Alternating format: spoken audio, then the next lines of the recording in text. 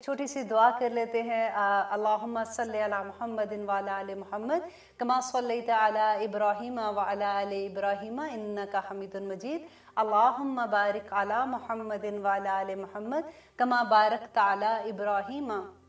व अला आलि इब्राहीम इन्नका हमीदुन मजीद। रब्बी इश्रह ली सदरी व यस्सिर ली अमरी वहलुल उक़दतम मिन लिसानी यफ़क़हू क़ौली। रब्बी यस्सिर व ला तुअस्सिर व तम्मिम बिल खैर व बिका नस्ताईन आमीन या इलाही आमीन। अब आयत नंबर 26 आज जो हम शुरू करेंगे, उससे पहले मैं आपको थोड़ा सा बता दूं कि पहले जो हमने लास्ट प्रोग्राम किया था उसकी बेसिकली उसी का ही ये कंटिन्यूएशन है। तो इसमें अल्लाह सुब्हानहू व तआला कहते हैं दरजातिम मिन्हु, के दर्जात हैं उसके लिए, उसकी तरफ से, मिन्हु अल्लाह सुब्हानहू व तआला की तरफ से, व मग़फ़िरतुम व रहमा, और अल्लाह की बख्शिश है और रहमत है। तो अब ये किसकी बात हो रही है, मैं थोड़ा सा रिकॉल करते हैं, पीछे जाते हैं पिछले प्रोग्राम में कि अल्लाह सुब्हानहू व तआला ने कहा था कि मुसलमान जो हैं उनमें दो ग्रोह होते हैं। एक तो वो होते हैं जो अल्लाह सुब्हानहू व तआला के रास्ते में भाग रहे होते हैं, मेहनत कर रहे हैं, इस्लाम को फैला रहे हैं, लोगों तक जा रहे हैं, क्लासेस दे रहे हैं, लोगों को पढ़ा रहे हैं, दिन रात का उनको पता नहीं होता। दुनियावी ज़िंदगी में तो डेफिनेटली वो अपनी जो भी अर्निंग है उसके लिए मेहनत करते हैं, लेकिन जैसे उनको वक्त मिलता है फिर वो भागते हैं उस रास्ते में। और एक वो लोग मुसलमान होते हैं कि जो उस तरह की मेहनत नहीं करते, बट वो अपने पैसों दे देते हैं कि अच्छा जी ठीक है हम डोनेशन दे देते हैं, आप काम कर लें, या फिर इस तरह से कि वो खुद मेहनत अल्लाह के रास्ते में नहीं भागने वाले। तो अल्लाह सुब्हानहू व तआला कहते हैं कि ऐसा नहीं है कि उनको अजर नहीं मिलेगा, उन दोनों को अजर मिलेगा। लेकिन वो लोग जो मुजाहिद हैं, जो अपने माल के साथ भी और अपनी पूरी जान के साथ अल्लाह सुब्हानहू व तआला के रास्ते में आ जाते हैं और अल्लाह सुब्हानहू व तआला के रास्ते में उसका जो पैगाम है वो लोगों तक पहुंचाते हैं, तो अल्लाह सुब्हानहू व तआला उनकी तारीफ यहाँ पे कर रहे हैं कि दरजातिम मिन्हु, के दर्जात हैं उसकी तरफ से, अल्लाह सुब्हानहू व तआला की तरफ से, व मग़फ़िरतुम व रहमा, और अल्लाह सुब्हानहू व तआला की मग़फ़िरत है और उसके बाद अल्लाह सुब्हानहू व तआला की रहमत भी उन लोगों पर है। अब देखिए दर्जात की बात होती है तो अक्सर हमारे दिल में ये आता है कि बस ठीक है, अगर अल्लाह सुब्हानहू व तआला किसी तरह से जन्नत में दाखिल कर दे, एक पाँव भी जन्नत में चला जाएगा तो वी आर फाइन, अल्हम्दुलिल्लाह, हमें वही काफ़ी है। लेकिन देखें दर्जात जो है ना, जन्नत के बड़े दर्जे हैं। बाज़ दफ़ा हमें बाज़ अहदीस से मिलता है कि 100 दर्जे हैं, और एक दर्जा जो है, जैसे इस तरह नबी सल्लल्लाहु अलैहि वसल्लम ने बताया कि जैसे ज़मीन पे खड़े होकर हम आसमान को देखते हैं ना, तो छोटे छोटे सितारे नज़र आते हैं, लेकिन सितारे इतने बड़े होते हैं। तो अल्लाह सुब्हानहू व तआला कहते हैं कि इस तरह से छोटे छोटे सितारों की तरह नज़र आएंगे, और इतना फासला होगा। और न सिर्फ फासला, बल्कि नबी सल्लल्लाहु अलैहि वसल्लम ने एक रवायत में ये भी हमें पता चलता है कि नबी सल्लल्लाहु अलैहि वसल्लम ने कहा था कि सिर्फ 500 साल की मुसाफत का फ़र्क होगा। कि 500 साल, आप सोचो, सवार जो होता है वो अपना घोड़ा दौड़ा रहा है और भाग रहा है, और 500 साल वो भागता रहता है, तो उतनी, उससे भी कहीं ज़्यादा एक दर्जे से दूसरे दर्जे की मुसाफत है। और इट्स नॉट ओनली कि सिर्फ डिस्टेंस है, आप सोचें अल्लाह की रहमतें, अल्लाह के करम, अल्लाह सुब्हानहू व तआला की मोहब्बतें, वहाँ के इनामात कैसे होंगे, अल्हम्दुलिल्लाह सुम्मा अल्हम्दुलिल्लाह। तो फिर हमें एक लेवल पे तो नहीं ठहरना चाहिए ना, और ना हमें ये सोचना चाहिए कि okay that's fine, this level is fine for me. हमको हमेशा ये सोचना है कि हम कैसे एक ऊपर दर्जे में जा सके। तो यहाँ पे अल्लाह सुब्हानहू व तआला कहते हैं दरजात, एक दर्जा नहीं, दरजात के इतने दर्जे हैं अल्लाह सुब्हानहू व तआला की तरफ से। और मग़फ़िरत है, अल्लाह सुब्हानहू, मग़फ़िरत क्या होता है कि ढांप लेना। जैसे इंसान कोई गुनाह करता है, कभी गलतियां हो जाती हैं, तो ऐसे नहीं लगता कि जैसे फॉर एग्जांपल हमारे दिल को पता है कि हमने कुछ गलत किया, तो हमें डर होता है कि ये बस ढांप लिया जाए, इसको किसी को नजर नहीं आए ना। तो अल्लाह सुब्हानहू व तआला कहते हैं मैं ढांप दूंगा, और फिर अल्लाह की रहमत भी होगी, रहमत से ही तो ढांपेंगे अल्लाह सुब्हानहू व तआला। और फिर देखिए अगली आयत में अल्लाह सुब्हानहू व तआला कितनी खूबसूरती से कहते हैं व कान अल्लाहु, और बेशक है अल्लाह गफूर और रहीमा, कि बख्शने वाला और रहम करने वाला। क्योंकि देखिए इससे पहली आयत में अल्लाह सुब्हानहू व तआला ने क्या कहा कि मैं बख्शने वाला, मैं बख्श दूंगा, मग़फ़िरत और रहमत की बात की ना, तो फिर अल्लाह सुब्हानहू व तआला ने अपनी वही सिफ़त बाद में लेके आए कि देखो अल्लाह सुब्हानहू व तआला कैसे माफ़ करेंगे, कि वो अपनी मग़फ़िरत के साथ इंसान को माफ़ कर देंगे इंशाअल्लाह। तो आगे देखिए कि अल्लाह सुब्हानहू व तआला कहते हैं कि इन्नल्लाज़ीना, बेशक वो लोग जो तवफ़्फ़ाहुमुल मलाइकातु, बेशक वो लोग जो फौत करते हैं, जिनको फरिश्ते फौत करते हैं, फरिश्ते ज़ालिमी, कि उन्होंने जुल्म किया होगा अनफुसिम, अपने नफ्सों पर। اب دیکھیں جب میں قرآن ایسے پڑھتی ہوں نا، وہ لوگ جو سیریسلی ایوری ایپیسوڈ دیکھ رہے ہیں، آئی ریکویسٹ یو کہ please open up your Quran with you, اور پھر اس کے ساتھ آپ سمجھنے کی کوشش کریں، آپ بہت انجوائے کریں گے. اینڈ ساتھ ساتھ انشاءاللہ آئی ول ٹرائی مائی بیسٹ کہ بہت جلد میں تجوید کی کلاسز بھی ساتھ ساتھ اسٹارٹ کر دوں، تاکہ میری طرح کے بہت سے لوگ ہوتے ہیں جن کی تجوید شروع میں اچھی نہیں ہوتی ہے، پھر آہستہ آہستہ ہمیں جب سمجھ آتی ہے تو ہم اپنی ایک ایک چیز کو ٹھیک کرنا شروع کرتے ہیں، تو پھر اور بھی مزہ آتا ہے نا قرآن پڑھنے میں. تو اب یہاں پہ اللہ سبحانہ تعالیٰ کہتے ہیں بے شک وہ لوگ جن کو فوت کرتے ہیں فرشتے، ظالمی، کہ انہوں نے ظلم کیا ہوتا ہے انفسہم، اپنے نفسوں پر. اپنے نفسوں پر کیسے ظلم کیا ہوتا ہے؟ آج ہم اگر سوچتے کہ ہم نے ڈائٹنگ کر کے اپنے نفسوں پر ظلم کرتے، کہ آج بھوک ہی بڑی لگی تھی، آج ہم اتنے رن کیا، اتنے میل دوڑے تھے تو ہم نے ظلم کیا، ہم تو بڑے سخت تھکے ہوئے ہیں. ایسا ظلم نہیں ہے، بلکہ گناہ کے ظلم ہے. کہ اللہ سبحانہ تعالیٰ کہتے ہیں کہ وہ لوگ جنہوں نے گناہ کر لیے، اپنی جانوں پر ظلم کیا. کیونکہ ہمیں یاد ہے ہم نے پڑھا تھا کہ اللہ سبحانہ تعالیٰ کہتے ہیں کہ ہر جان جو ہے وہ اللہ سبحانہ تعالیٰ کے پاس گروی ہے، اور ہم نے جا کے چھڑوانا ہے. تو کیسے چھڑوائیں گے؟ ہمارے نیک اعمال چھڑوائیں گے نا جا کے وہاں پہ. تو جب ہمارے نیک اعمال ہوں گے تو ہم اپنے آپ کو آزاد کروائیں گے. تو اللہ سبحانہ تعالیٰ یہاں پہ کہتے ہیں کہ وہ لوگ جنہوں نے گناہ کر کے اپنے اوپر ظلم کیا ہوگا، قالو، تو وہ کہتے ہیں، کون کہتے ہیں؟ فرشتے، فیما کنتم، کہ کہاں کس حال میں تھے تم. جب وہ جان قبض کرنے آتے ہیں تو وہ ایسی حالت میں ہوتے ہیں نا جیسے وہ گناہ کی حالت میں ہوتے ہیں، یا ایسی جگہ پہ ہوتے ہیں جہاں پہ اللہ سبحانہ تعالیٰ نے منع کیا ہے وہاں پہ ہوتے ہیں، یا پھر کوئی ایسی چیز مطلب جس وقت ان کا آخری وقت ہوتا ہے وہ ایسی سچویشن میں ہوتے ہیں. تو فرشتے ان سے پوچھتے ہیں کہ یہ تم کس حالت میں ہو، تم مسلمان ہو، تم یہ کس حالت میں تھے تم اس وقت؟ ہمیں ڈر نہیں لگتا؟ دیکھیں ایسی جب ہم چیزیں پڑھتے ہیں، کیونکہ ہمیں آخری وقت کا احساس نہیں ہوتا نا، ہمیں پتہ نہیں ہوتا. کیونکہ ہم کسی کو آخری وقت میں دیکھتے ہیں تو ہمیں تو یہی پتا ہوتا ہے کہ سانس آ رہا تھا، اکھڑا تھا، پھر آہستہ ایک ہچکی آئی، پھر اس کے بعد تھوڑی رکی، پھر سیکنڈ ہچکی آئی، بندہ فوت ہو گیا. ہمیں نہیں پتا ہوتا کہ اس وقت فرشتے کو وہ دیکھ رہا ہوتا ہے یا ان سے وہ بات کر رہا ہوتا ہے، کیونکہ ہمیں تو نظر نہیں آتے ہیں. تو اب یہ دیکھیں یہاں پہ کتنی آپ کو دلیل مل گئی نا کہ اللہ سبحانہ تعالیٰ کہتے ہیں جب وہ جان نکالنے آتے ہیں تو وہ پوچھتے ہیں کہ یہ تم کس حالت میں تھے. تو دعا کریں اللہ سبحانہ تعالیٰ سے کہ ہمارا آخری وقت جہاں پہ ہو، ہم امن کی جگہ پہ، ہم ایسی جگہ پہ رہیں جو اللہ سبحانہ تعالیٰ کی خوشنودی، اللہ سبحانہ تعالیٰ کی ایسی جگہ ہے جہاں پہ اللہ ہم سے راضی ہو جائے. اور اللہ سبحانہ تعالیٰ آگے کہتے ہیں قالو، وہ کہیں گے جب فرشتے ان سے پوچھیں گے نا تو وہ لوگ کہیں گے، قالو، وہ کہیں گے، کنا، کہ تھے ہم، مستضعفین فی الارض، کہ ہم زمین پر تو بڑے ہی کمزور تھے. اب وہ بہانہ جیسے نہیں ہوتا کہ کریں گے کہ دیکھیں اصل میں وجہ کیا تھی کہ ہم تو بڑے مجبور تھے، بھابھی نے منع کہا تھا کہ آپ میرے شادی پہ تو تم نے آنا ہی آنا ہے، تو مہندی پہ بھلے ڈانس ہو رہے ہیں یا کچھ بھی ہو رہا ہے، میری امی نے مجھے مجبور کر دیا تھا، میری دوست نے کہہ دیا کہ دیکھو اگر تم نہیں آئی میں تم سے ناراض ہو جاؤں گی، تو میں اب کیا کرتی، میں تو کمزور تھی تو میں آ گئی تھی فی الحال زمین پہ. قالو، وہ کہیں گے، وہ کہتے ہیں، الم تکن ارض اللہ واسعہ، کہ زمین جو تھی، ارض اللہ، اللہ کی زمین جو تھی وہ وسیع نہیں تھی تمہارے لیے، فتہاجروا فیہا، تو تم ادھر چلے جاتے، کہ تم ایسے کوئی بہانہ کر لیتے. کوئی بھی آیت سب سے پہلے دیکھیے کس کا ایک شان نزول ہوگا، انشاءاللہ وہ میں آپ کو بتاتی ہوں. لیکن شان نزول کے بعد آپ یہ دیکھیں کہ وہ آیت ہمارے لیے ہے، یہ میرے لیے ہے پرسنلی. اللہ سبحانہ تعالیٰ مجھے اس میں کیا کہہ رہے ہیں کہ اگر ایسی سچویشن تھی تو تم ایسے دوستوں سے ہجرت کر جاتی، تم ایسے لوگوں کو دوستی کرتی جو تمہیں مجبور نہیں کرتے، رائٹ. فَأُولَئِكَ، تو بس یہی ہیں وہ لوگ، مَأْوَاهُمْ جہنم، جن کا ٹھکانہ جہنم ہے، وَسَاءَتْ مَصِيرًا، اور یہ بہت بری جگہ ہے رہنے کی. اللہ سبحانہ تعالیٰ نے بتا دیا ہم لوگوں کو کہ دیکھیے جہنم میں جانا، اور آپ اگر ایسی حرکتیں کرو گے تو پھر کل کو نہ کہنا آ کے کہ اللہ سبحانہ تعالیٰ ہمیں نہیں بتایا تھا. اب ہوا کیا تھا، اس کا شان نزول کیا تھا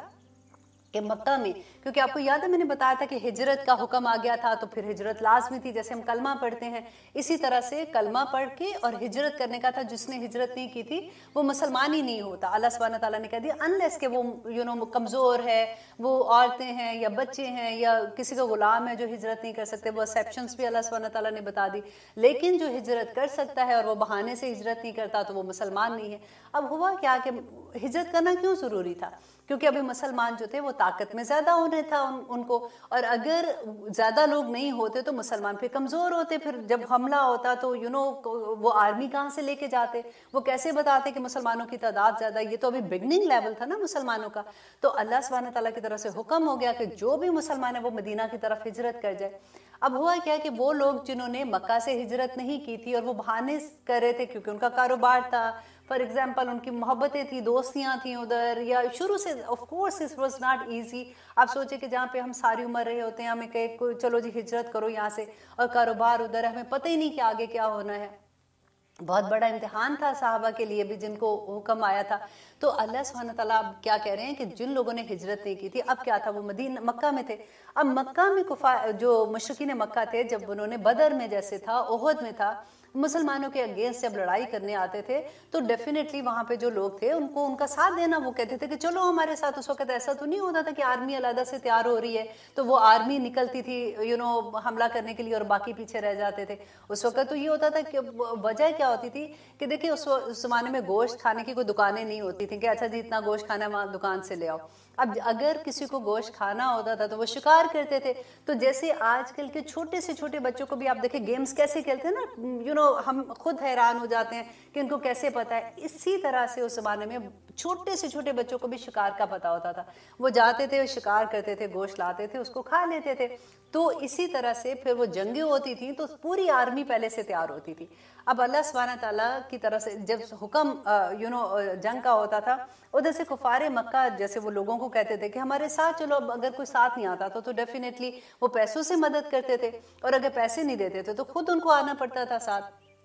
اب جب وہ میدان جنگ میں آگے, دوسری طرف مسلمان ہیں لڑنے کے لیے. اب مسلمان کے تیر سے اگر کوئی زخمی ہو جاتا ہے یا وہ مر جاتا ہے یا کچھ ایسے ہوتا ہے, تو پھر اللہ سبحانہ تعالیٰ کہتے ہیں کہ وہ فرشتے جب ان کی جان نکالنے آئیں گے تو یہ نہیں کہیں گے کہ اچھا تم مسلمان تھے, تم تو اب ڈیفینیٹلی اگر وہ نیک ہیں تو نیک فرشتہ آئے گا نا ان کی جان لینے. تو اب فرشتے کہہ رہے ہیں کہ اب کیا بہانے کر رہے ہو, اور وہ کہہ رہے ہیں کہ ہم تو کمزور تھے. تو وہ کہیں گے کہ نہیں, اگر تم کمزور تھے تو تم دوسری جگہ پہ ہجرت کر جاتے, اللہ سبحانہ تعالیٰ کی زمین کوئی چھوٹی تھی.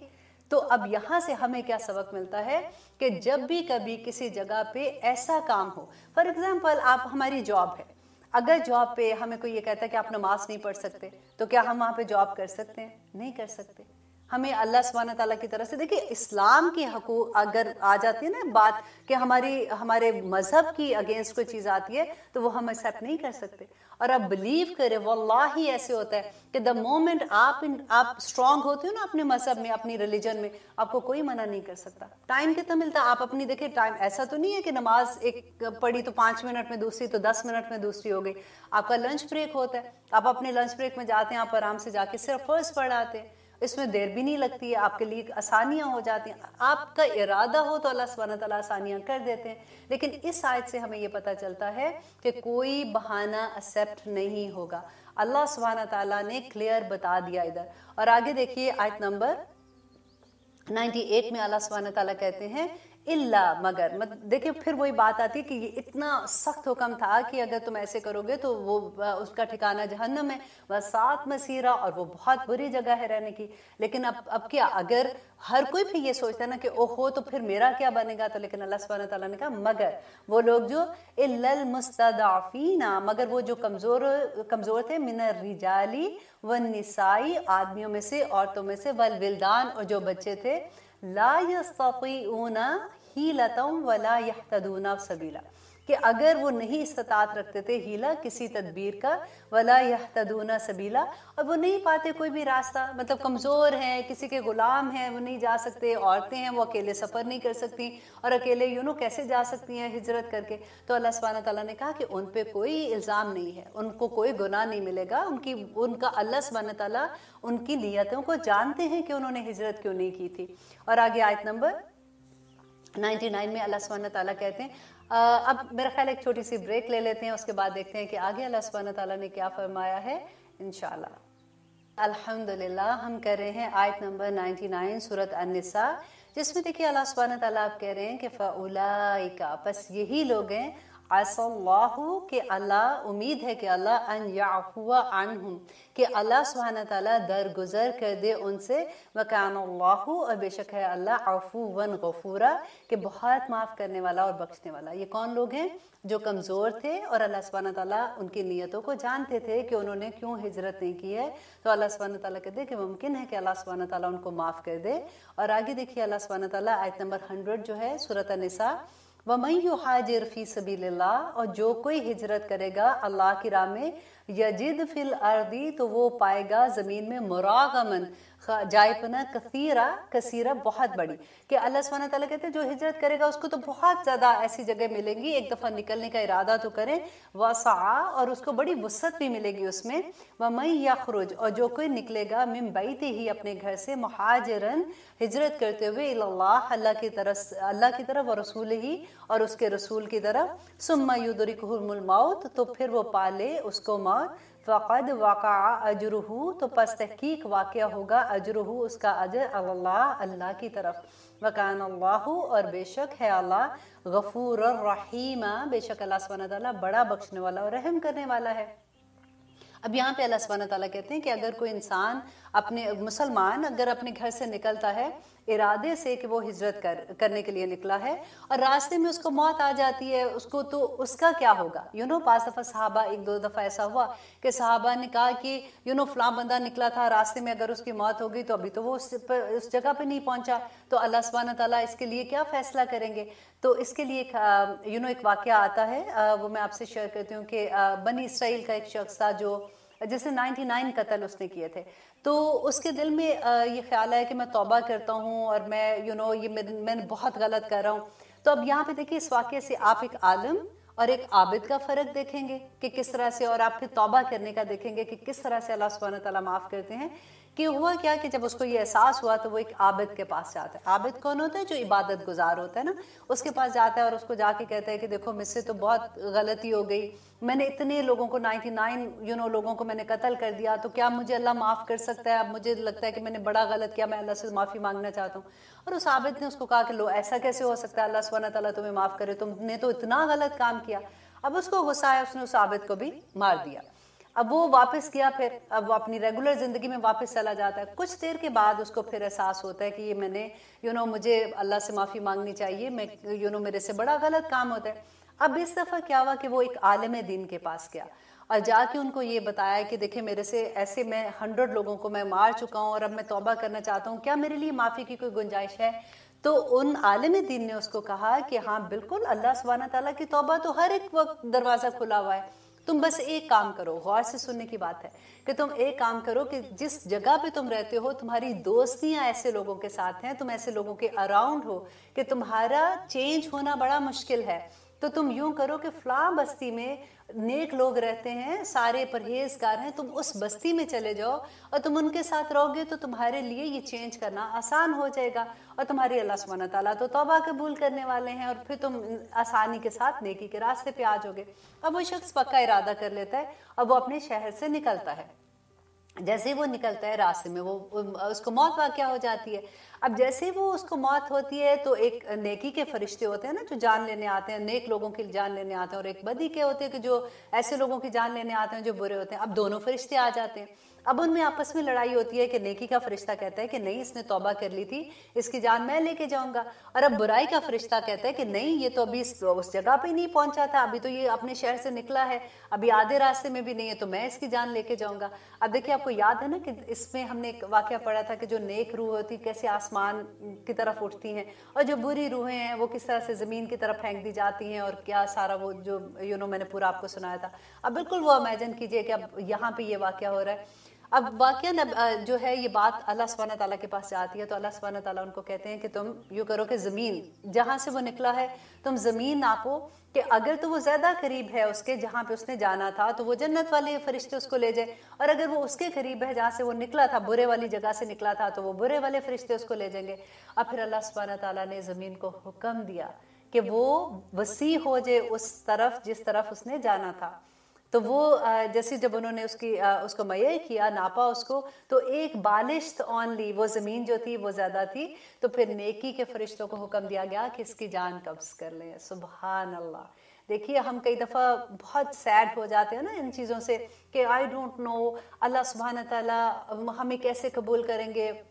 ہمارے گناہ ایسے ہو جاتے ہیں، یا پتہ نہیں میں گناہ گار ہوں اس لیے میری فلاں دعا قبول نہیں ہو رہی، لیکن اللہ سبحانہ تعالیٰ بہت معاف کرنے والے ہیں۔ آپ ایک دفعہ سچے دل سے اللہ سبحانہ تعالیٰ کے سامنے بس کھڑے ہو جائیں کہ یا رب العالمین ہمیں معاف کر دیں، ہم سے یہ غلطیاں ہوں گی، اللہ سبحانہ تعالیٰ آپ کو ڈھانپ لیں گے، اللہ سبحانہ تعالیٰ آپ کو کبھی رسوا نہیں کریں گے جب ہم اس پہ توکل کرتے ہیں۔ تو یہاں پہ یہی بات ہے کہ اللہ سبحانہ تعالیٰ کہتے ہیں واقعہ، تو واقعہ ہو گیا اجرہ، اس کا اجر علی اللہ، اللہ پر، وکان اللہ، تو ہے اللہ غفور الرحیم،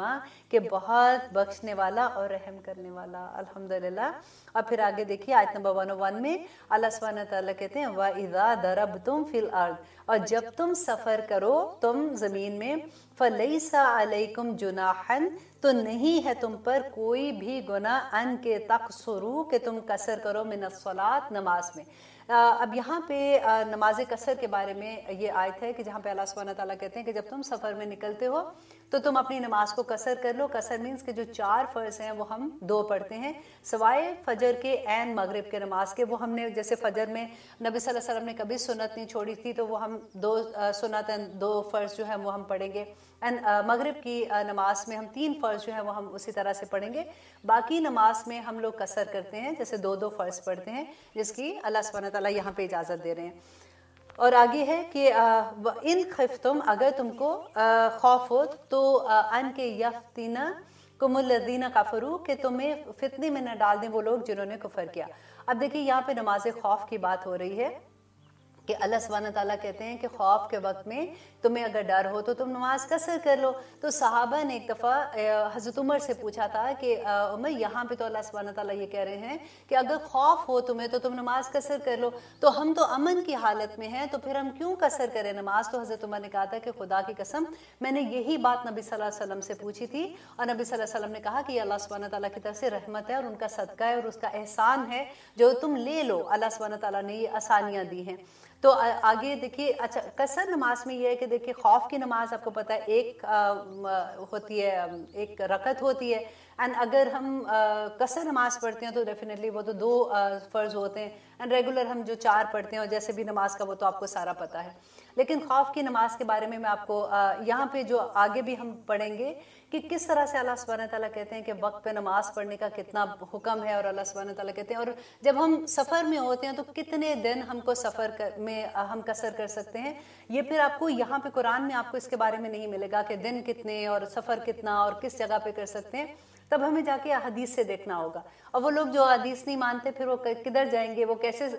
قصر نمازیں پڑھیں گے اور کیا کریں گے؟ تو یہاں پہ آپ دیکھیے کہ اللہ سبحانہ تعالیٰ، پھر ہمیں نبی صلی اللہ علیہ وسلم کی کوئی ایسی واضح حدیث بھی نہیں ملتی ہے سوائے اس کے کہ ہم نبی صلی اللہ علیہ وسلم کے عمل پھر دیکھتے ہیں کہ انہوں نے کیا کیا تھا۔ جب وہ حجۃ الوداع کے موقع پر گئے تھے تو 19 ڈیز وہاں پہ رہے تھے، تو 19 ڈیز میں انہوں نے نماز قصر کر کے پڑھی تھی، تو اس سے ہمیں یہ ملتا ہے کہ اچھا 19 ڈیز تک ہم قصر کر سکتے ہیں۔ پھر جیسے امام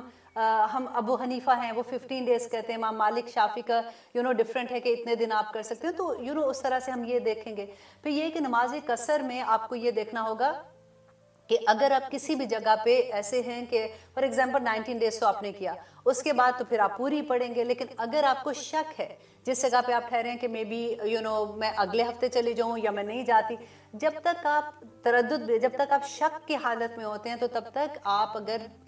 6 مہینے بھی اگر کہیں پہ ہے نا اور شک کی حالت میں آپ قصر نماز پڑھ سکتے ہیں۔ لیکن اگر آپ شک نہیں، آپ کو پکا پتہ ہے کہ میں اسی جگہ پہ مقیم رہوں گی، تو پھر آپ اپنی پوری نماز 19 ڈیز کے بعد پڑھ لیں گے۔ اور اگر آپ 19 ڈیز پہ یا پھر 15 ڈیز، اگر وہ آپ کا ہے کہ آپ کون سے مسلک کو فالو کرنا چاہتے ہیں یا کس امام کو دیکھنا چاہتے ہیں، اور کوئی آسانی آپ کو جو بھی سمجھ آتی ہے آپ اس کے مطابق دیکھ لیجئے، تو پھر اس طرح سے رولنگ ہو جائے گی۔ یہ تو میں آپ کو بالکل بیسک ابھی آپ کو نالج دے رہی ہوں، باقی اگر آپ دیکھتے ہیں تو آپ کو انشاءاللہ اس کی پوری ڈیٹیل مل جائے گی۔ اور آگے اللہ سبحانہ تعالیٰ کہتے ہیں کہ ان یفتنکم الذین کفروا، کہ فتنے میں نہ ڈال دے تمہیں وہ لوگ جو کافر ہیں، مطلب نماز خوف کی بات ہو رہی ہے نا۔ ان الکافرین، بے شک کافر، کانو ہیں، لکم تمہارے لیے، عدو مبینہ، کہ کھلا دشمن ہے، وَإِذَا كُنْتَ فِيهِمْ، اور جب ہوں آپ صلی اللہ علیہ وسلم، فیہم ان میں، فَأَقَمْتَ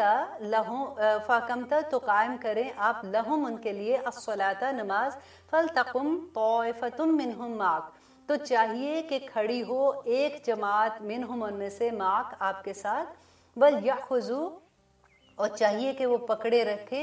اسلحتہم اپنے اسلحوں کو، فَإِذَا سَجَدُوا پس جب وہ سجدہ کر لیں، فَلْيَكُونُوا تو پس ہو جائیں وہ، مِن وَرَائِكُمْ آپ کے پیچھے، वलयती तो चाहिए क्या है, तौइफतुन एक गरोह, उखरा दूसरा, लम युसल्लू तो उन्हें वो नमाज पढ़े, फल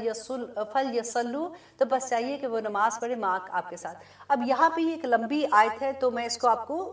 ब्रेक करके बताती हूँ क्योंकि दिस इज़ माई फेवरेट तरीन आया, क्योंकि नमाज का जैसे होता है ना कि एक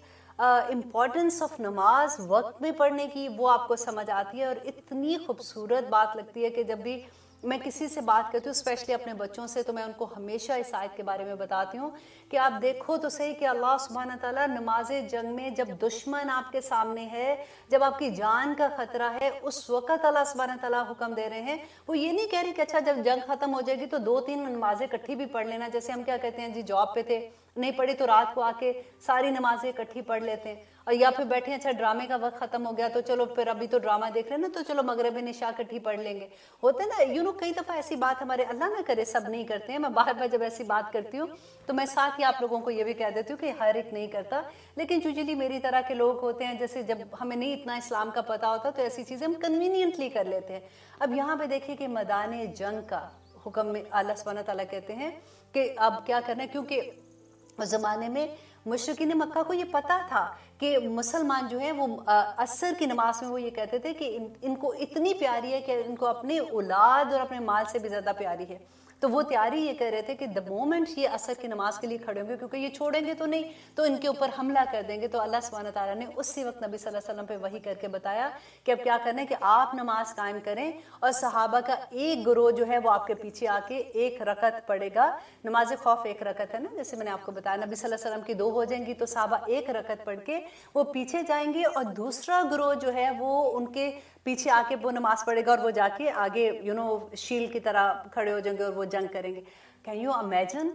कि नमाज नहीं छोड़ सकते इवन इस हाल में, तो हम कितने आराम से अल्लाह सुब्हानहू तआला की करोड़ों नेमतों के अंदर बैठे हुए नमाजों को छोड़ देते हैं।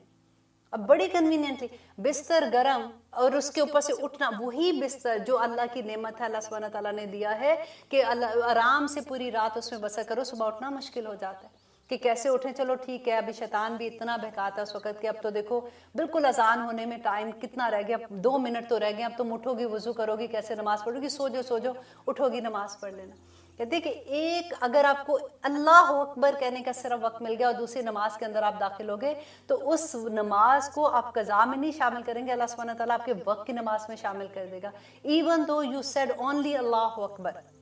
तो वो छोड़ने का तो फिर सवाल ही पैदा नहीं होता। नमाज वक्त की पाबंदी के साथ अल्लाह सुब्हानहू तआला ने नाजिल की है, और हम कितने आराम से कितनी दफ़ा आप इजीली आप देखें, चले अल्लाह न करे कोई बीमारी ऐसी नहीं है, ये ऐसा नहीं, बीमारों के लिए तो वैसे ही अहकाम डिफरेंट है। आप ज़रा ये सोचिए कि हम पार्टीज़ में जब जाते हैं रात को, आपने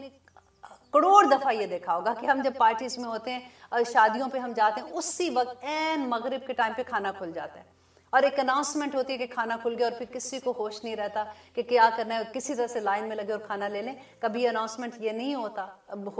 माशाल्लाह फिर वही नहीं बात है कि हर एक का नहीं होता कि ऐसा नहीं होता कि जी अब नमाज का टाइम है, पहले नमाज पढ़ लें और उसके बाद हम खाना खोलेंगे और अब खाना खा लें।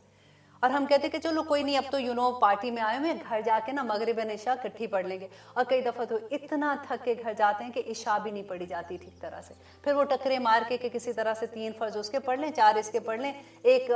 वितर पढ़ के तो सो जाते हैं, फिर कल देखी जाएगी। तो आप देखिए कि अल्लाह सुब्हानहू तआला से दुआ बस ये करते जाएं कि देखिए जो हो गया ना वो हो गया, उस पर हम कुछ नहीं कर सकते, उस पर तौबा कर सकते हैं, इस्तग़फ़ार कर सकते हैं। अल्लाह सुब्हानहू तआला तो इतनी मोहब्बत करने वाले हैं, इंशाल्लाह हमें माफ़ कर देंगे। लेकिन आगे की ज़िंदगी में जब हमें पता चलता है, ये एक आयत ने मेरी ज़िंदगी बदल दी थी कि अल्लाह सुब्हानहू तआला का इतना बड़ा हुक्म वक्त पे नमाज पढ़ने का। अब लेते हैं एक छोटी सी ब्रेक, इंशाल्लाह फिर देखते हैं कि आगे अल्लाह सुब्हानहू तआला हमें क्या फरमाते हैं। अल्हम्दुलिल्लाह, हम हैं आयत नंबर 102 के मिड में। देखिए यहाँ पे अल्लाह सुब्हानहू तआला कहते हैं वलयख़ुज़ू, चाहिए कि वो पकड़े रखें, हिज़्रकुम, अपना बचाओ, व अस्लिहातहुम, और अपने असलों को, वद्दुल्लज़ीना कफ़रू, तो चाहते हैं वो लोग जिन्होंने कुफ़र किया, लौ तग़फ़ुलूना, कि तुम गाफिल हो जो, अन अस्लिहातहुम, अस्लिहातकुम, के अपने असलों से, व अमतियातकुम, तो अपनी साजो सामान से, फ़यमीलूना, तो वो हमला कर दें, अलैकुम, तुम पर, माइलतन, हमला करना, वाहिदा, अचानक। تو ولا جناح تو کوئی گناہ نہیں ہے علیکم تم پر ان کانا اگر ہے بکم تمہیں اذن کوئی تکلیف من مطرن بارش سے او کنتم مرضا یا پھر تم بیمار ہو ان کے تضعوا اسلحتکم کہ تم رکھ دو اپنے اسلحوں کو فخذوا حذرکم تو پکڑے رکھو اپنا بچاؤ ان اللہ بے شک اللہ نے اعدہ تیار کر رکھا ہے للکافرین کافروں کے لیے عذابا مہینہ کہ اللہ سبحانہ تعالیٰ نے کافروں کے لیے رسوا گن عذاب تیار کر رکھا ہے. یہ بالکل وہی جو ہم پہلے ڈسکس کر چکے کہ اللہ سبحانہ تعالیٰ نے ایک طریقہ بتا دیا کہ اپنا اس اسلحہ جو ہے وہ اپنے ساتھ رکھو اور اسی حالت میں تم نماز پڑھ لو. اور لیکن پھر اللہ سبحانہ تعالیٰ نے کہا کہ اگر تم بیمار ہو یا بارش ہے یا کوئی ایسا معاملہ ہے تو پھر تم اتار سکتے ہو ساتھ اس کے، وہ بھی بتا دیا. تو اللہ سبحانہ تعالیٰ نے پہلے سے تدبیر بتا دی کہ کس طرح سے تیاری پوری رکھو لیکن نماز نہیں چھوڑ سکتے. ٹھیک ہے. اور آگے دیکھیے کہ آیت نمبر 103 میں اللہ سبحانہ تعالیٰ کہتے ہیں فَإِذَا پس جب قضیتم الصلاۃ تم نماز پوری کر چکو فاذکروا اللہ تو اللہ کو یاد کرو. اب دیکھیے میدان جنگ میں 1 رکعت نماز پڑھی ہے نا صحابہ نے، نبی صلی اللہ علیہ وسلم نے تو 2 پوری کی تھی. تو اب اللہ سبحانہ تعالیٰ کہتے ہیں کہ اب تم جنگ میں دشمن کے سامنے کھڑے ہو گئے ہو تو اب یہ نہیں کہ تم لوگ پاگلوں کی طرح کہ اب کیا ہوگا، یہ کیا ہو رہا ہے، تو وہاں سے تیر آ رہا ہے تو میں بھاگوں، تو میں یہ کروں، تو میں اپنا دماغ، اپنا پورا اپنا سوچ اپنی جو ہے وہ اللہ سبحانہ تعالیٰ کی طرف رکھو کہ مدد اسی نے کرنی ہے، نہ تمہارے اسلحے تمہاری مدد کریں گے. یہ تو ایک اللہ سبحانہ تعالیٰ کا طرف سے ایک وسیلہ ہوتا ہے نا، ایک اللہ سبحانہ تعالیٰ کی طرف سے اسباب ہوتے ہیں کہ تم محنت کر رہے ہو، تم یہ سارا کام کر رہے ہو، کرنے وہ ہاتھ تو اللہ کے ہاتھ ہوتے ہیں نا. تو اللہ سبحانہ تعالیٰ کہتے ہیں کہ فاذکروا اللہ کہ اللہ کو یاد کرو. کیسے یاد کرو؟ قیاماً کھڑے، وقعوداً اور بیٹھے، وعلی جنوبکم اللہ اکبر اور اپنے پہلوؤں پر. اگر کھڑے ہو تو یاد کرو، بیٹھے ہو تو یاد کرو، اگر بستروں پہ لیٹے ہوئے تو بھی اللہ کو یاد کرو. تتجافی جنوبہم عن المضاجع یدعون ربہم خوفا وطمعا. یاد ہے آپ کو؟ اللہ اکبر کہ اللہ سبحانہ تعالیٰ کہتے ہیں مومن بندے جو اللہ سے محبت کرنے والے ہوتے ہیں ان کی پشتیں جو ہے وہ بستروں پہ نہیں لگتی ہیں. وہ راتوں کو اٹھ اٹھ کے اللہ سبحانہ تعالیٰ کا ذکر کرتے ہیں، اللہ کو یاد کرتے ہیں. اللہ سبحانہ تعالیٰ کی جنتیں حاصل کرنا کوئی آسان نہیں ہے. اور آگے اللہ سبحانہ تعالیٰ کہتے ہیں فَإِذَا پس جب فَإِذَا اطْمَأْنَنْتُمْ پس جب تم اطمینان میں آ جاؤ فَأَقِیمُوا الصَّلَاةَ تو پھر نماز قائم کرو. اب آپ نے تو نماز خوف دیکھا نا، کیونکہ جلدی جلدی سے پڑھ لی تھی، پھر آگے چلے گئے پر اللہ سبحانہ تعالیٰ کو یاد کرو. اب اللہ سبحانہ تعالیٰ کہتے ہیں جب تم امن کی حالت میں ہو تو پھر تم نے کیا کرنا ہے، پھر اب تم آرام سے اللہ سبحانہ تعالیٰ کے آگے جھک جاؤ، آرام سے اللہ سبحانہ تعالیٰ کی طرف جاؤ اور نماز پڑھو، قائم کرو. یہ نہیں کہا کہ اکیلے اکیلے پڑھ لو، جماعت کے ساتھ نماز ہے. اب دیکھ لیجئے اس کو، آپ انڈر لائن کر لیجئے. آج ہماری مسجدوں کا کیا حال ہے، ہمارے بیٹوں نے اور ہمارے خامدوں نے اور ہمارے باپوں نے اور سارے آدمیوں نے تو یہ بات ہی بھلا دی ہے فَأَقِیمُوا الصَّلَاةَ نماز قائم کرو. اللہ اکبر. ان الصلاۃ بے شک نماز کانت ہے علی المؤمنین مومنوں پر کتاباً فرض ہے، کتاباً موقوتا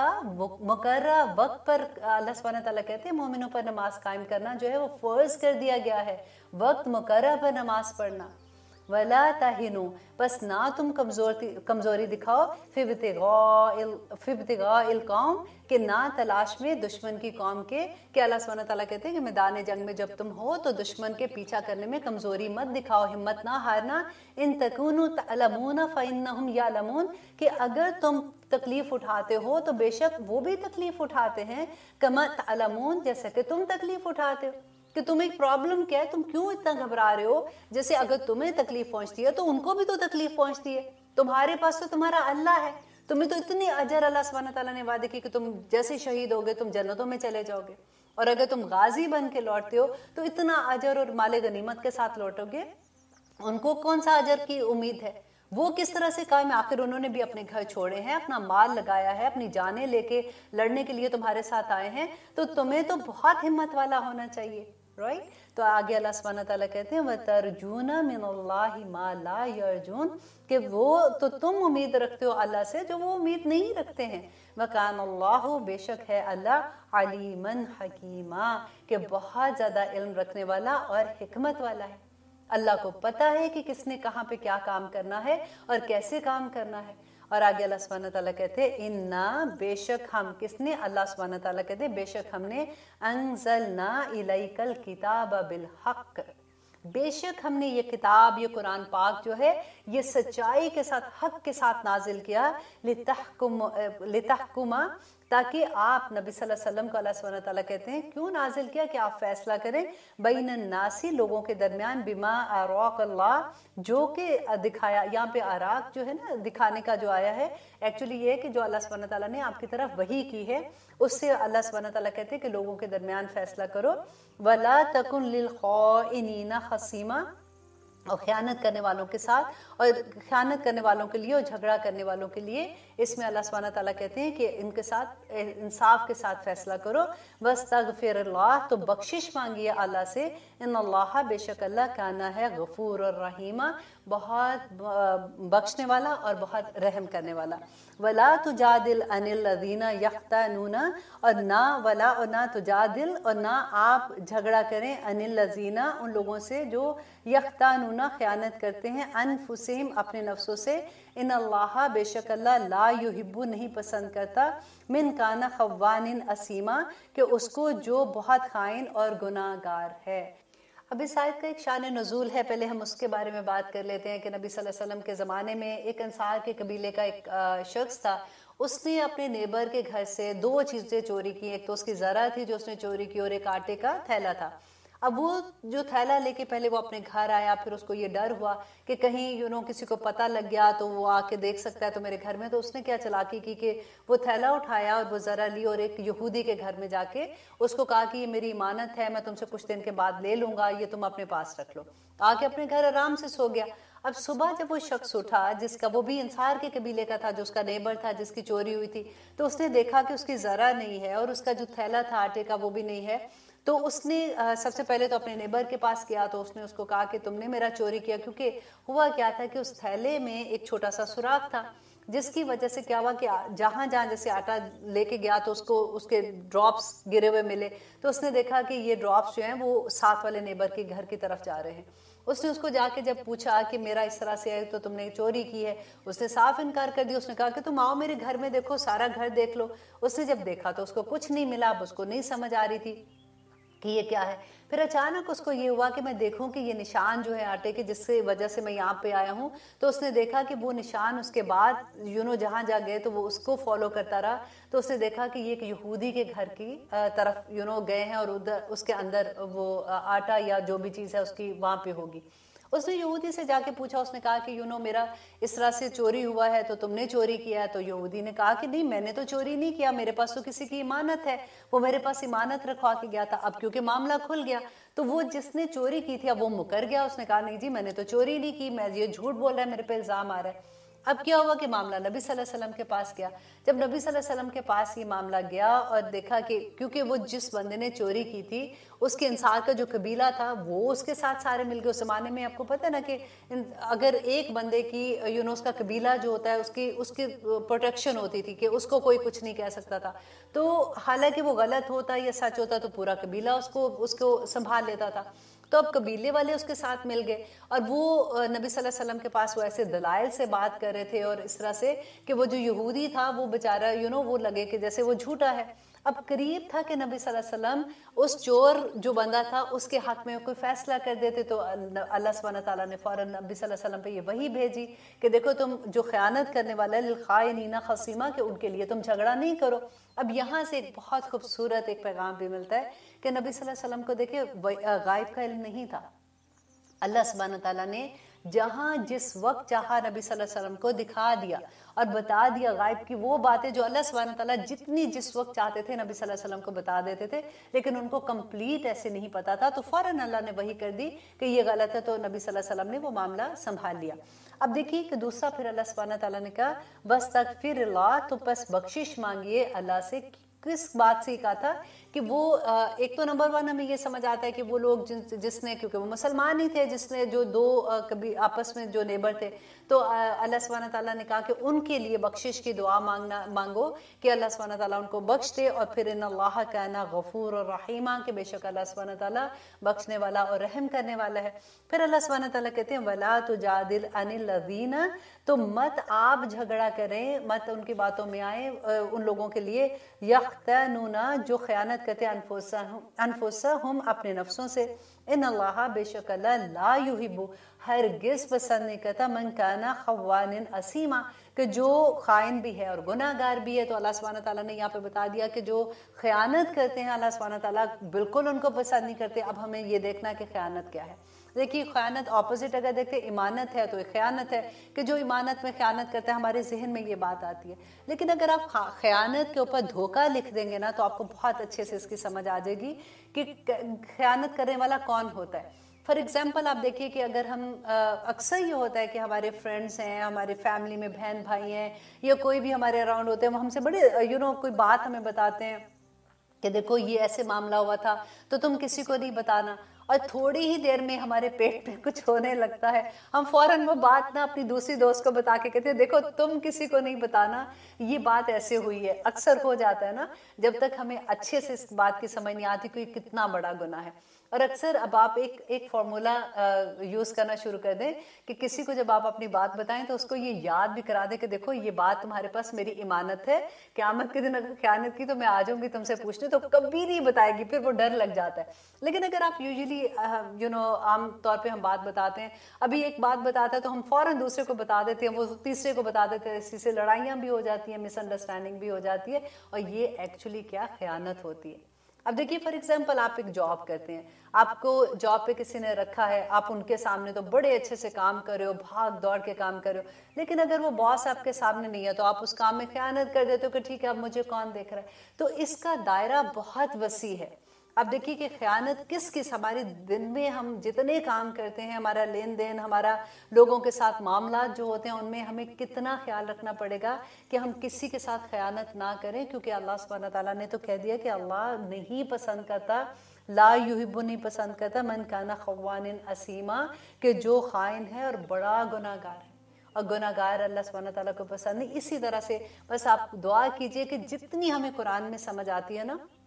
हम अपनी एक एक चीज़ हिजरत कराते रहें अपने अंदर से, हम जहाद के उस मुकाम पे पहुंच जाएं कि अल्लाह सुब्हानहू तआला ने कोशिशें देखनी है, अल्लाह ने नहीं देखना कि हम कितने कामयाब हुए कितने नहीं। अल्लाह को हमारे इरादे पसंद होंगे, हमारे कामयाबी इंशाल्लाह जब हम अल्लाह की राह में इरादे कर लेंगे, हम नेकी के काम में भागने वाले हो जाएंगे, तो अल्लाह सुब्हानहू तआला हमारी ज़रूर मदद करेंगे। क्योंकि हमें ये भी अच्छे से पता है कि अल्लाह सुब्हानहू तआला ने कहा कि तुम एक कदम आगे बढ़ोगे, मैं 10 कदम आगे बढ़ूंगा। तो हमें इस बात पे पूरी उम्मीद है कि अल्लाह सुब्हानहू तआला हमें संभाल लेंगे। और जब भी हम इरादा करेंगे, क्योंकि ये बड़ी बात होती है किसी के राज को अपने अंदर रख लेना और किसी को ना बताना, ये क्वालिटी जब इंसान में पैदा हो जाती है तो बहुत बड़े मुकाम पे चला जाता है। अब इंशाल्लाह अगले प्रोग्राम तक के लिए इजाज़त दीजिए, इंशाल्लाह खैर से मिलेंगे। अस्सलामु अलैकुम वरहमतुल्लाहि वबरकातुहू। सुब्हान रब्बिका रब्बिल इज़्ज़ति अम्मा यसिफून व सलामुन अलल मुरसलीन वल्हम्दुलिल्लाहि रब्बिल आलमीन।